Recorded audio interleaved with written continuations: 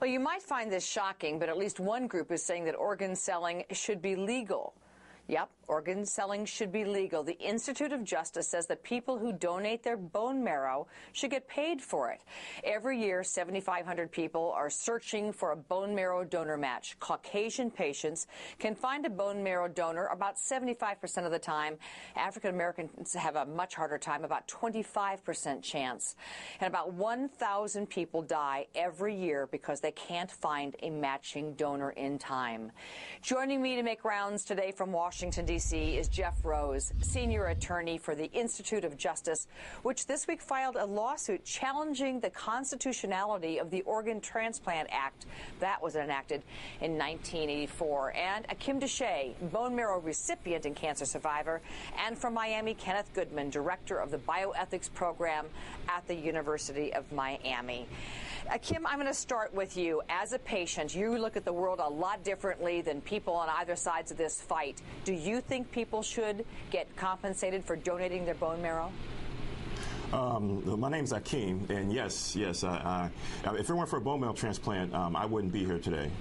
And my son, who was born 3 weeks before my transplant, wouldn't even know my face. And my daughter would have faint memories of me today. And that's because I had a donor available, which is my sister, Rashawn.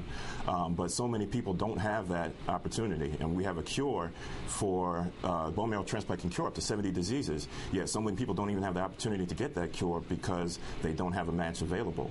And, you know, compensating is for the donation. And Jeff, bone marrow is not an organ.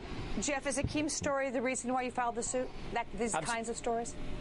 Absolutely, Nancy, and thank you for having us on. The Institute for Justice and its clients, like Akiim, filed suit against the U.S. Attorney General to strike down the bone marrow provision of the National Organ Transplant Act, because that is a law that makes it a serious crime to do the one thing that would have a dramatic impact on the shortage of donors, and that's compensate them. So, Kenneth, and look, this is a renewable source. This isn't like donating a liver or a kidney or harvesting someone's heart against their will. You take some bone marrow, it's liquid, you donate it, you make more. What's the issue?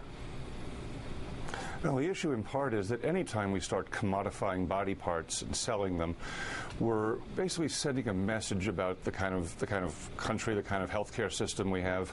If someone wants to donate something, by the way, donors, if you pay a donor, they're not a donor anymore. They become salespeople.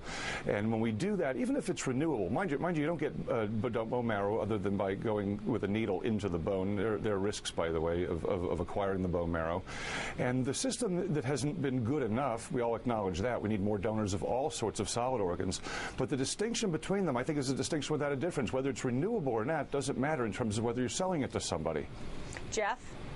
That's actually not true. Congress enacted the National Organ Transplant Act precisely to outlaw kidney markets. Congress didn't like that kidney surgery is invasive and that kidneys don't grow back. Congress specifically said that it did not intend to criminalize compensation for renewable things like blood, and that's exactly what bone marrow is. And incidentally, you don't get bone marrow just by going through the hips. 70% of donations in this country take place like ordinary blood donations, just by drawing blood from your arm.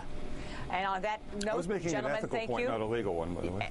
I'm going to have to end it there. Thanks, gentlemen. Jeff Rose, Akiim DeShay, and Kenneth Goodman. I appreciate it. Very interesting concepts on both sides.